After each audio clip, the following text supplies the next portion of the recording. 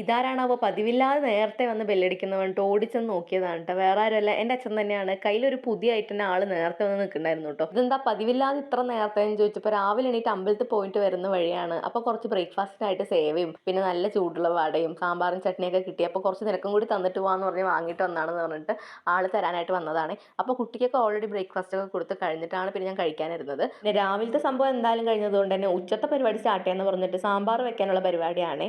അപ്പോൾ എന്തായാലും ഒരു വെറൈറ്റിക്ക് ക്യാബേജ് സാമ്പാർ വെച്ചാലോ എന്ന് പറഞ്ഞിട്ട് ക്യാബേജ് യൂസ് ചെയ്ത് സാമ്പാറൊക്കെ ഉണ്ടാക്കി കേട്ടോ. ഇന്നലെ നമ്മൾ തോരൻ ഉണ്ടാക്കിയ ആ ഒരു ക്യാബേജ് ഇല്ലേ, അതിന്റെ ബാക്കിയായിരുന്നു കേട്ടോ. കുറച്ച് എക്സ്ട്രാ വന്നപ്പോൾ ഞാൻ കുറച്ച് മാറ്റി വെച്ചിരുന്നു.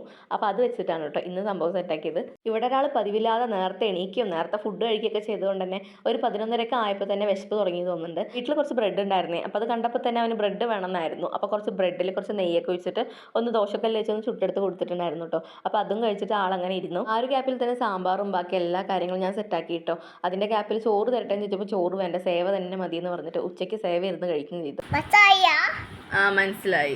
ഇത് വേറൊന്നുമല്ല, അവൻ കുറച്ച് കഥ പറയായിരുന്നു കേട്ടോ. അതെനിക്ക് മനസ്സിലായോ എന്ന് ആൾ ചോദിച്ചതാണ്. അപ്പോൾ എന്തായാലും അവൻ്റെ കഥ പറച്ചിലൊക്കെ കഴിഞ്ഞിട്ട് പിന്നെ ബാക്കിയുള്ള പരിപാടിക്ക് ഞാൻ പോയി കേട്ടോ. അങ്ങനെ കുറച്ച് കോളിഫ്ലവർ ഒന്ന് ഫ്രൈ ചെയ്തിട്ട് അതേപോലെ മുട്ടയും കൂടിയിട്ട് ഒന്ന് പൊരിച്ചിട്ട് അങ്ങനെ ഫുഡ് കഴിക്കാനായിട്ട് ഇരുന്നിട്ടുണ്ടായിരുന്നു. അങ്ങനെ കുറച്ച് ചോറും സാമ്പാറും മുട്ടയും അതേപോലെ തന്നെ കോളിഫ്ലവറും കൂടി വെച്ചിട്ട് ഞാൻ അങ്ങനെ ലഞ്ച് കംപ്ലീറ്റ് ചെയ്തിട്ടുണ്ടായിരുന്നു. അപ്പോൾ എന്തായാലും ഇന്നത്തെ വീഡിയോ ഇത്രയുള്ളൂ കേട്ടോ. പുതിയൊരു വീഡിയോ ആയിട്ട് വീണ്ടും കാണാം. അതുവരെ ബൈ.